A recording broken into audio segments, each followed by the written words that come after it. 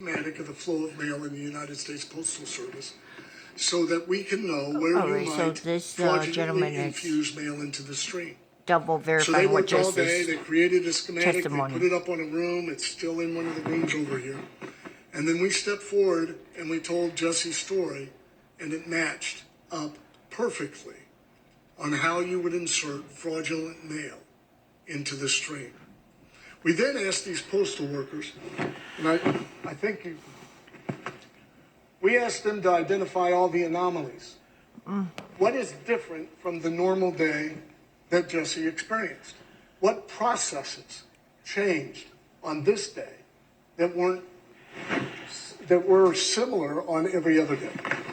And it reminds me of a case. I did a murder case in 2007.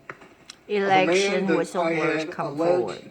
That he kidnapped a 13-year-old girl and murdered her in 19. So he's a prosecutor, and he's telling us from the standpoint of how do you investigate a case. As a custodian at a high school. And we were able to identify by other witnesses and by putting together pieces that for the last minute and a half of the last time she was seen alive, for a minute and a half, he was alone in that parking lot outside that high school with her before nobody saw her again. And when you look at the investigative material at the time, what you saw is that the FBI or law enforcement, his local law enforcement, went over to his home afterwards to question him back in 1974. And they opened up the trunk of his car, and in it, they found some things. They found a butcher knife. Well, that's so he explained that his wife needed new cutlery, and he went shopping for it. They found twine that you could use to bind a person. And he said, well, you know, sometimes you need twine. Keep it in the trunk for convenience. Okay.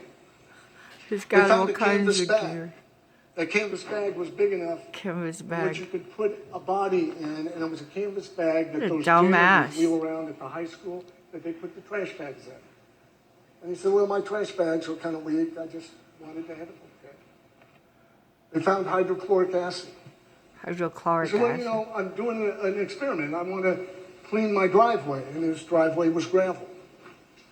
And then he said, we found this chloroform, 18 drops of which could kill a person. Less than that would incapacitate a person. Wow. Especially a 13-year-old girl. And he said, well, I wanted to get high with it. And then there was a pillow, which he said was his niece's.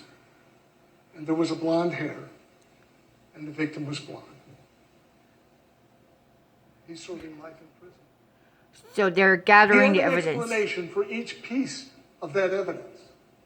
But when you add up all of his independent causes of that evidence, the odds that this janitor would coincidentally have left the pillow of his niece in his car the day he bought cutlery for his wife when he was going to do an experiment on his driveway and get high and had a canvas bag for trash is unbelievable.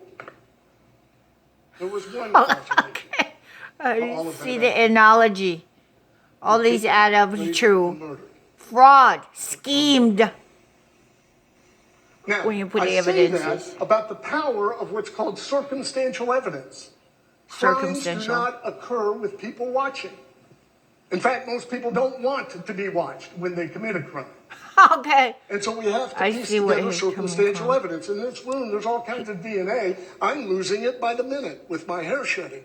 But if you found my DNA in this room, you would know nothing about whether I was involved with a murder that occurred tonight unless you understand the circumstances. Circumstantial I don't like evidence. For this, and we always warn juries about this. This is great. Civic lesson. I can't take a device, hand it up to Jesse's evidence. mouth, and through the ambient air determine that he ate pepperoni pizza 3 weeks ago next to a woman wearing Parisian perfume and had an element of smoke in it, and the cigarettes are only sold in Paris, and you're guilty. We don't have those things. So we put together logical conclusions based on the information that we have. Alrighty, hold on one sec.